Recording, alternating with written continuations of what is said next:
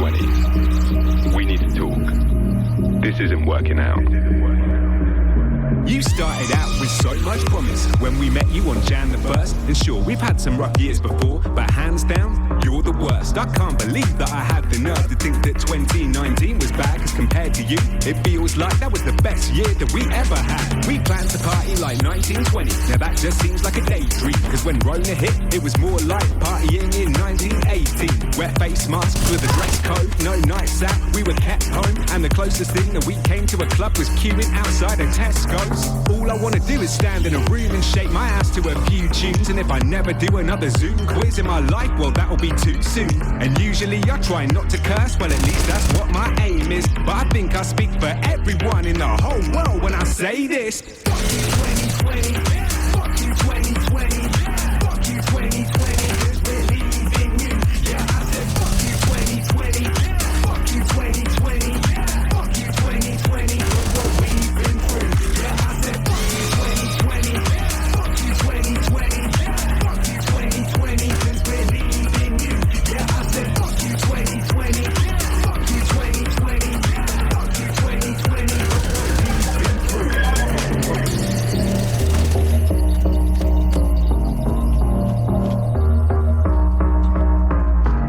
2020, you're the abusive partner nobody asked for.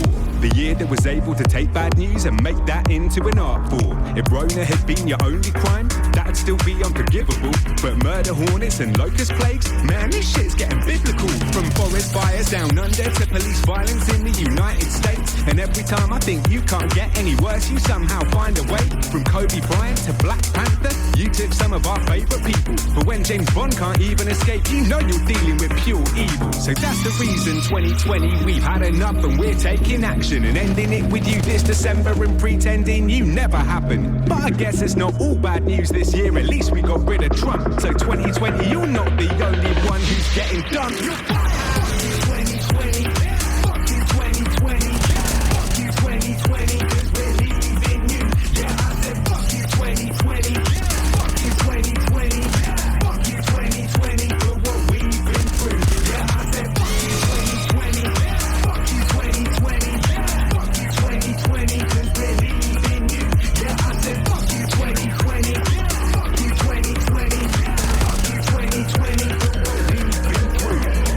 Everybody's had a rough year. I hope this song brings some cheer. I know the future is unclear, but there's better days and there's some clear. For everyone who's had a rough year, I hope this song brings some cheer. Right now we shed enough tears. Yo, 2020, we're done here.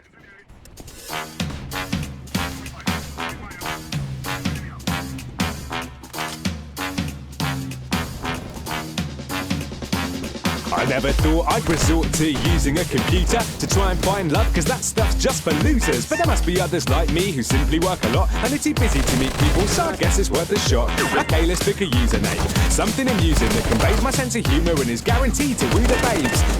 Everything I choose is lame. I use my first name and birthday, I bet no one else will do the same. Now it's time to find a profile pic, something tasty that the ladies won't be able to resist. I'll take one from Facebook.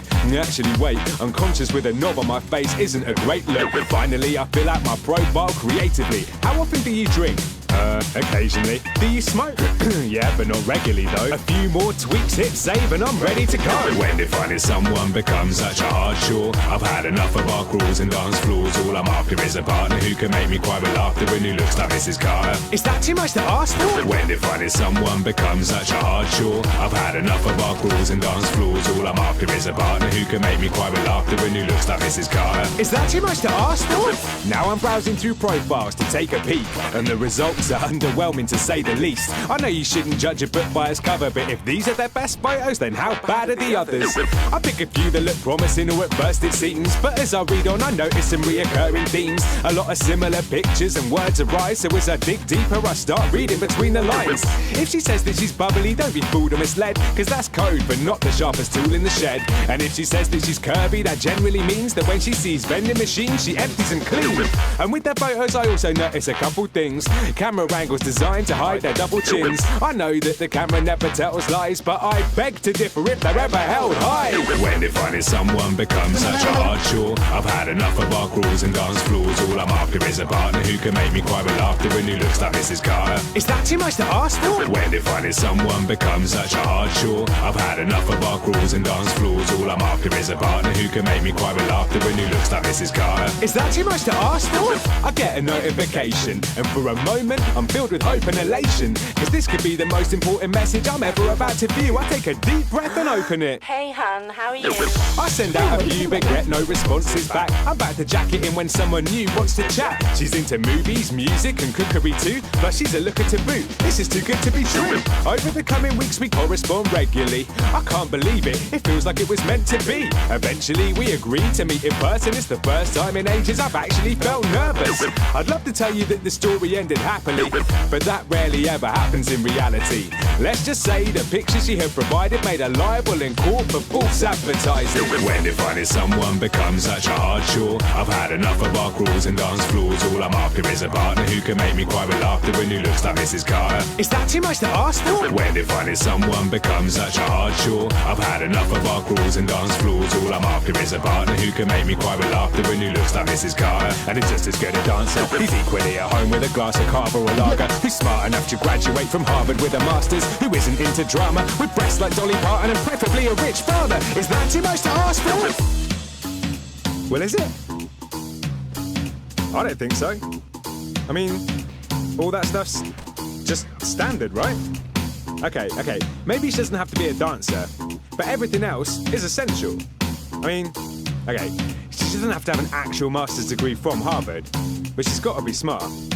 And, you know, the rich dad thing, I guess I could take or leave. But everything else is strictly non-negotiable. Apart from the Lager and Carver thing. And the Beyonce thing, obviously. But anything else is a deal breaker. I mean, what's even left after that, you know? Like, I'm not trying to be a dick, but I've just got high standards, and I know what I'm looking for, you know? Yeah. Funny and boobs, yeah.